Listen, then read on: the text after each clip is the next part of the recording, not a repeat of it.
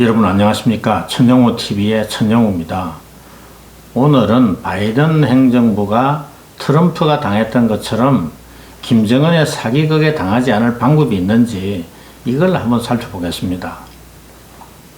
바이든 행정부의 대북정책 검토 과정에 진통은 좀 있지만은 곧 마무리가 될 것 같습니다. 미북 간 탐색전과 기사움 그리고 북한의 몸값 올리기 게임이 끝나면 협상 재개 수순으로 들어갈 겁니다. 다만 미국은 준비가 되어 있고 문재인 정부는 속이 타겠지만은 북한이 코로나 방역을 위해서 취한 국경 봉쇄 조치를 풀어야 대면 협상이 가능할 겁니다. 연내에 협상이 개시될지 여부는 아직 불확실합니다.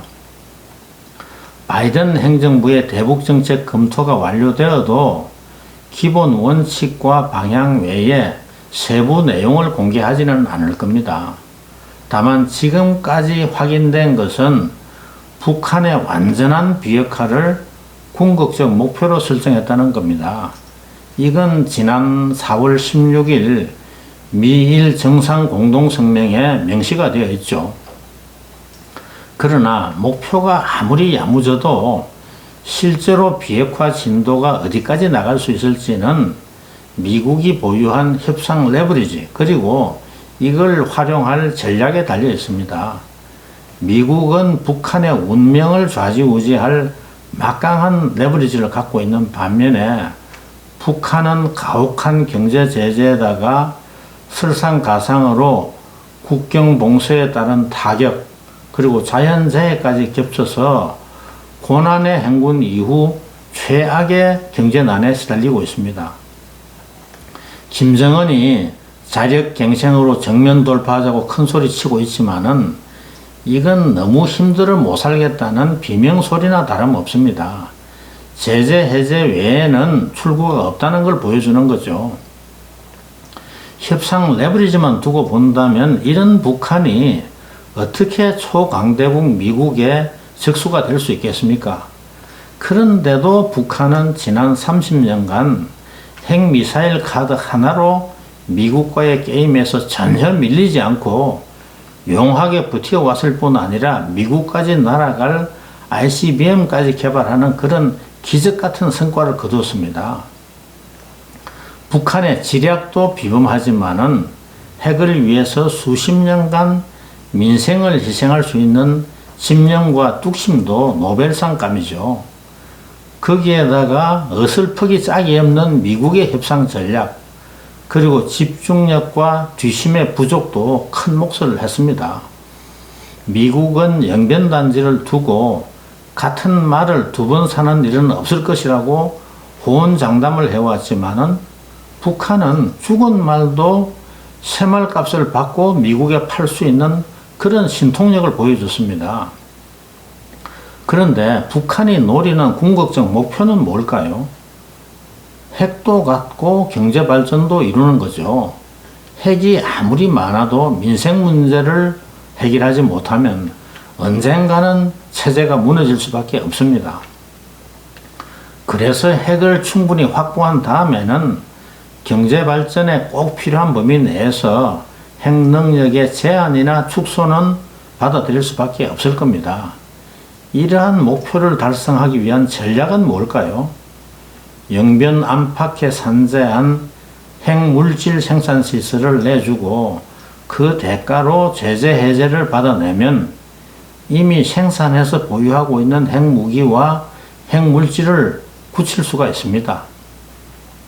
고농축 우라늄과 플루토늄 같은 핵물질은 바로 핵무기로 전환할 수 있기 때문에 사실상 핵무기나 다를 바가 없습니다.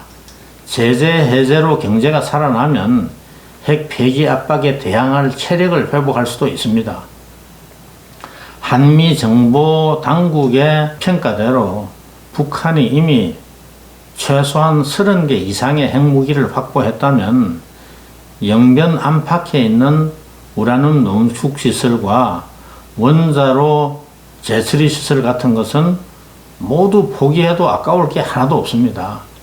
영변 단지만 내어놓고 제재를 해제받을 수 있으면 영변 밖에 숨겨둔 농축시설을 계속 가동해서 핵무기와 핵물질 재고를 오히려 더 늘리는 그런 대박을 거둘 수도 있습니다.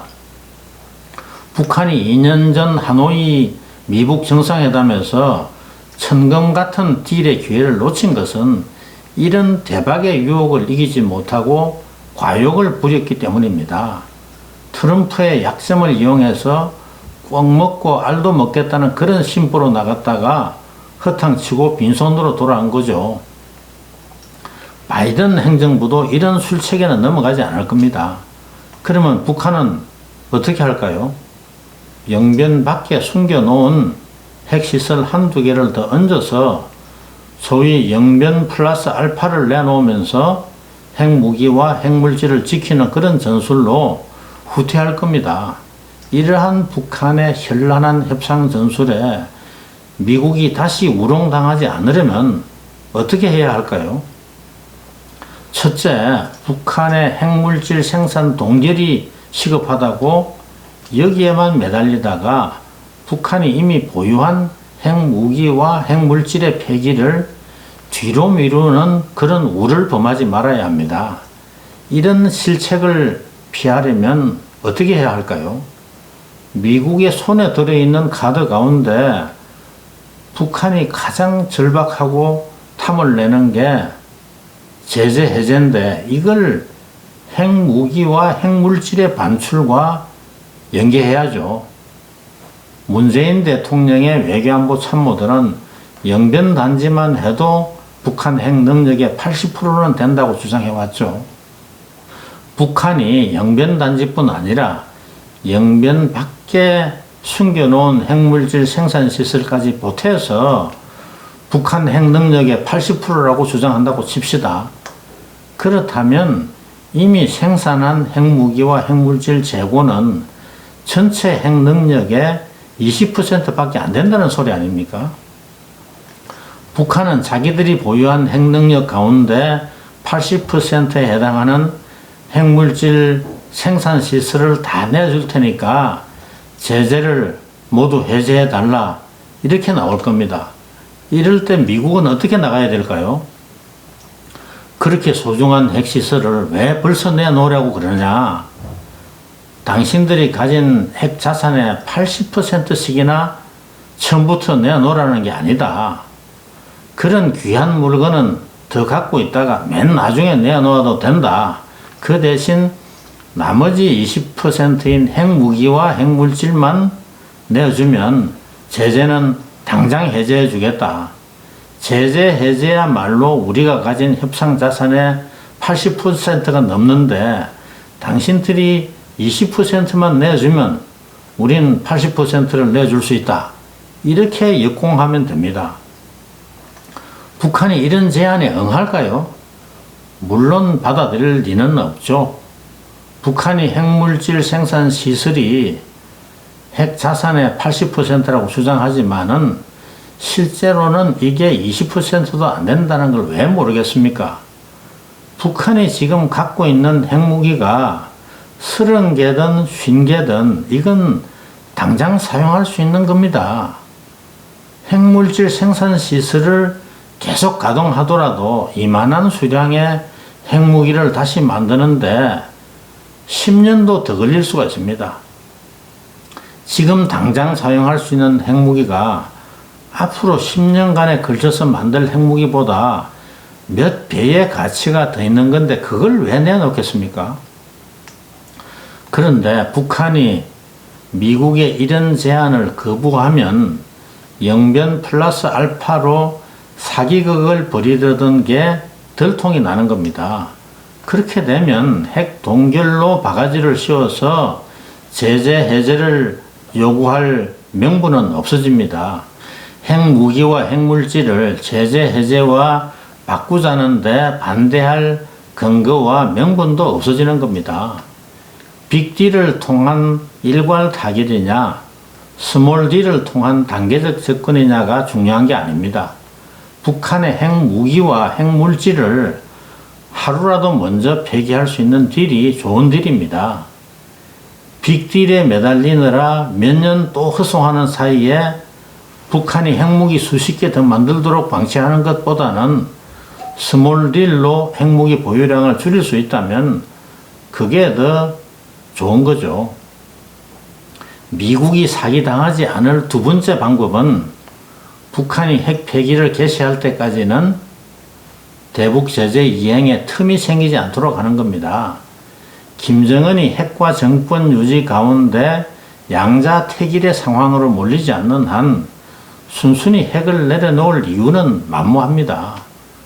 북한의 양자택일을 압박할 수 있는 현실적 수단은 철저한 제재 이행밖에 없습니다. 핵이 생존 보험인 줄 알았는데 이게 도리어 정권의 종말을 재촉하는 요물이라는 사실을 김정은이 깨닫게 하려면 돈줄을 완전히 막는 수밖에 없습니다. 물론 이건 중국의 협조가 있어야 가능한 일이지만은 자발적 협조는 기대할 수가 없죠. 그러나 미국이 중국에다가 우리가 대만에 최신 무기를 얼마나 판매할 것인지는 당신들이 북한 핵 폐기에 얼마나 협조하는지에 달려있다. 이렇게 하면 상황은 완전히 달라질 수 있습니다. 중국으로서는 대만에 쳐들어갈 때 중국군 전사자 수만 명이라도 줄이는 게 김정은 체제를 살려주는 것보다 훨씬 중요합니다. 셋째는 미국 본토에 대한 ICBM 위협을 제거하기 위해서 한국을 공격하는 데만 사용할 단거리 전술 핵무기의 개발을 방치하는 그런 우를 범하지 말아야 합니다. 미국의 안전을 위해서 한국의 안보를 희생하겠다는 그런 자세를 보이면 동맹이 무사할 수가 없습니다. 미국의 방위 공약이 신뢰를 잃게 됩니다. 미국이 핵 공유 같은 확장 억지 강화 조치를 약속하더라도 추락한 신뢰를 만회하기 어렵습니다. 결국 북한의 동맹 해체 전략에 말려드는 겁니다. 끝으로 제재를 아무리 철저히 이행해도 그것만으로는 비핵화 목표를 달성할 수가 없습니다. 제재가 비핵화의 필요 조건이지 충분 조건은 못 된다는 얘기죠. 미국이 비핵화의 대가로 북한에 약속한 한반도 평화체제와 안전보장도 비핵화가 완료되는 시점에는 발효가 된다는 그런 믿음을 줘야 합니다. 이를 위해서는 북한이 핵물질 생산을 전면 동결하는 순간에 평화체제 수립의 첫걸음으로서 종전선언을 수용하는데 너무 인색할 필요가 없습니다. 그리고 안전보장의 개념과 방법에 대한 논의도 개시할 수 있습니다. 종전선언에 거부감을 가진 분들이 많은데 종전선언을 해야 되냐 말아야 되냐 하는 건 부질없는 논쟁입니다. 종전선언을 제가 바꿔주는 게 중요합니다. 종전선언으로 그보다 소중한 제재 해제 카드를 아낄 수 있다면 미치는 장사가 아닙니다. 오늘은 여기까지 하겠습니다. 천영우 TV의 천영우였습니다.